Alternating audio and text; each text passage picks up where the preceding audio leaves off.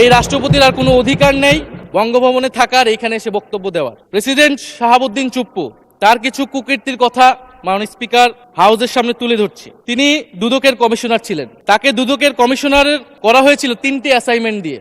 1 নম্বর হচ্ছে খালেদা জিয়া এবং তারেক রহমানের বিরুদ্ধে দুর্নীতির অভিযোগের শাস্তি নিশ্চিত করা। 2 নম্বর পদ্মা সেতুর দুর্নীতির অভিযোগ থেকে আওয়ামী লীগকে ক্লিন চিট দেওয়া। 3 নম্বর ফখরুদ্দিন মঈনুদ্দিন সরকারের সময় শেখ হাসিনা সহ আওয়ামী লীগ নেতাদের বিরুদ্ধে হওয়া দুর্নীতির মামলাগুলোকে বাতিল করে দেওয়া।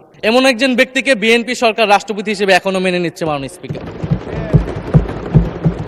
আরেকটি ঘটনা বলি, 2009 সালে শেখ হাসিনার ক্যাঙ্গারু আদালতের নির্দেশে এই শাহাবুদ্দিন চুপ্পুর নেতৃত্বে 3 সদস্যের judicial inquiry commission on minority torture in 2001 করেছিল শেখ হাসিনার ক্যাঙ্গারু কোর্ট।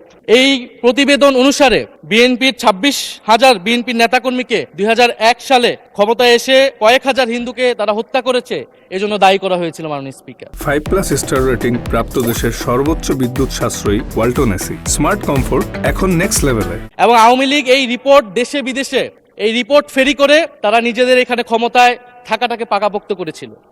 মাননীয় স্পিকার, এই রাষ্ট্রপতি চুপ্পু এস আলমের হাতে ইসলামী ব্যাংকে তুলে দেওয়ার কারিগর, 2 কোটি আমানতকারীকে পথে বসিয়েছিল। এবং জুলাই গণহত্যার সময় তার ভূমিকা, ফ্যাসিবাদের সাথে তার সংশ্লিষ্টতা সবকিছু আমরা জানি।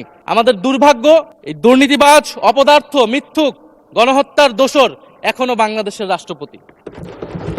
একটা আলোচনা কয়েকবার এসেছে যে রাষ্ট্রপতির অধীনে কেন শপথ নিয়েছি আমরা বলতে এখানে ব্যক্তিগতভাবে আমার কথাই বলেছে, কারণ আমি এখানে শপথ নিয়েছিলাম। তো মাননীয় স্পিকার, সেই সময়ের প্রেক্ষাপট আর এখনকার প্রেক্ষাপট কি এক?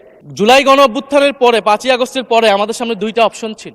আমরা বলেছিলাম জাতীয় সরকার করতে হবে, সেই জাতীয় সরকারের প্রস্তাব বিএনপি নাকচ করে দিয়েছে।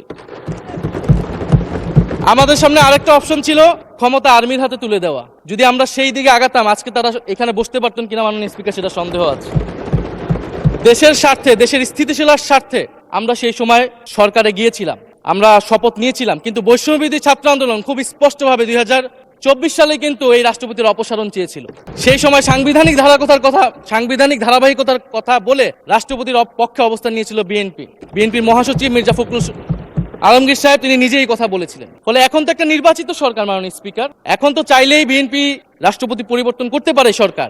এবং আমরা বিশ্বাস করি বিএনপিতে সেই ধরনের যোগ্য আস্থাভাজন ব্যক্তি নিশ্চয়ই রয়েছেন।